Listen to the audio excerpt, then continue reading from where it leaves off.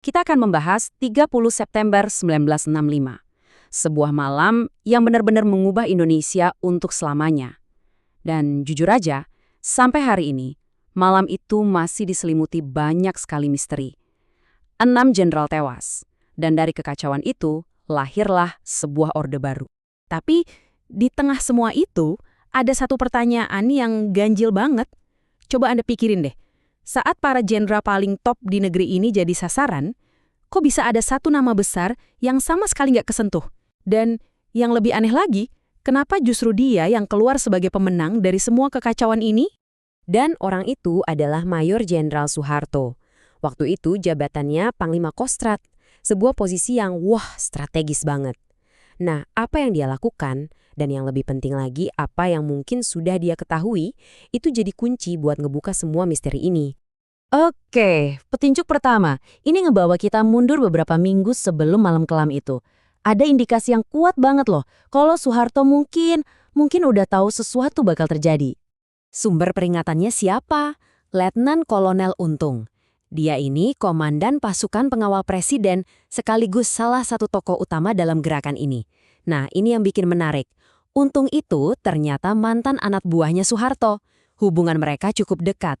Jadi gini, menurut sebuah kesaksian yang baru muncul bertahun-tahun kemudian, mereka berdua ini katanya ketemu sekitar tanggal 15 September. Itu 2 minggu penuh sebelum para jenderal diculik. Di pertemuan itu, Untung disebut-sebut ngelaporin soal adanya rencana gerakan ngelawan para jenderal yang dia sebut sebagai Dewan Jenderal. Dan dengerin deh dugaan responsnya Soeharto. Katanya, dia nggak cuma dengerin, tapi seolah-olah ngasih lampu hijau. Tentu ini kan sebuah klaim ya dari sebuah kesaksian. Tapi coba bayangin kalau ini benar. Implikasinya gede banget.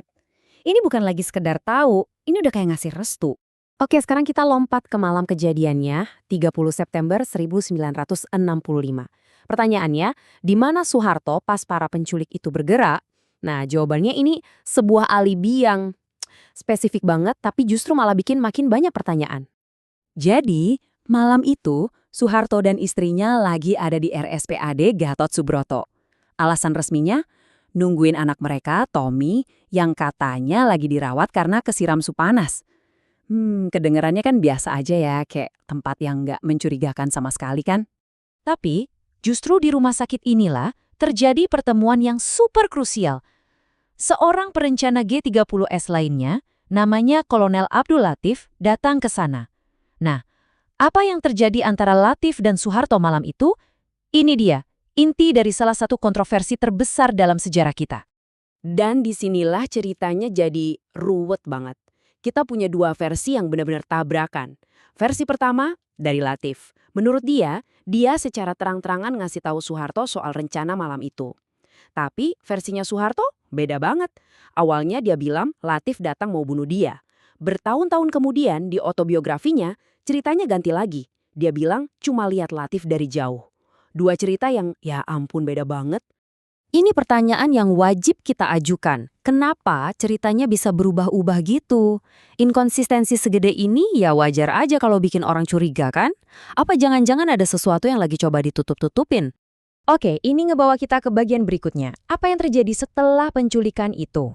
Soalnya, kecepatan dan efisiensi respons dari Soeharto ini jadi bukti lain yang sering banget dipakai sama para kritikus. Coba bayangin, pagi 1 Oktober, Jakarta itu lagi vakum kekuasaan. Menteri Panglima Angkatan Darat, Jenderal Ahmad Yani, dan para jenderal stafnya hilang, nggak ada kabar. Nah, dari markasnya di Kostrad, yang posisinya strategis banget, ngadep langsung ke Istana Merdeka, Soeharto dengan sigap ngisi kekosongan itu. Dan respon Soeharto ini luar biasa terorganisir. Dia nggak kelihatan panik sama sekali, dia gerak pakai langkah-langkah yang metodis banget, ambil alih komando, segel ibu kota, kuasai pusat komunikasi, dan akhirnya targetin markas G30S. Semuanya dilakuin dengan cepat dan presisi. Faktanya, dalam waktu kurang dari 24 jam, pusat gerakan G30S di Jakarta itu udah lumpuh total. RRI, Radio Negara, direbut lagi cuma dalam waktu 20 menit.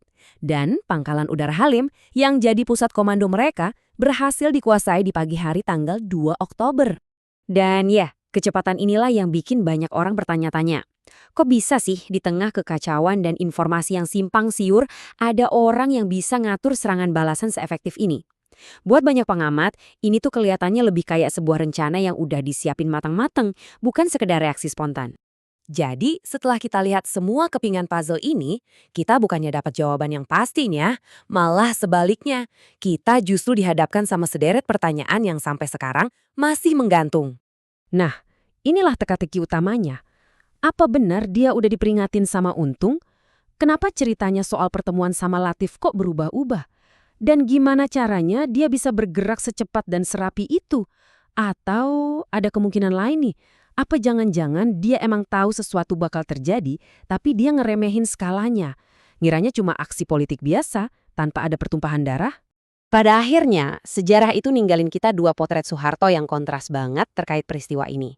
Di satu sisi, ada narasi resmu yang ngegambarin dia sebagai pahlawan yang tegas, yang nyelamatin bangsa dari kudeta komunis. Tapi di sisi lain, ada pandangan kritis yang ngelihat dia sebagai seorang oportunis yang lihai banget, yang mungkin aja ngebiarin krisis ini terjadi, biar bisa dia manfaatin buat ngerebut kekuasaan.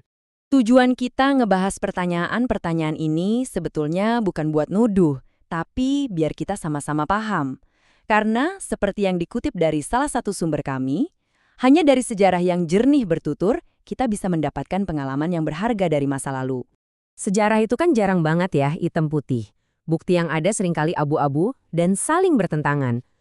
Jadi pertanyaan ini kita simpan buat kita renungin bareng-bareng. Apakah Soeharto itu seorang penyelamat bangsa yang kebetulan ada di tempat dan waktu yang tepat? Atau seorang dalang yang udah nyusun bidak caturnya dengan begitu sempurna? Jawabannya mungkin ya terkubur selamanya barang para pelaku sejarah di malam kelam itu.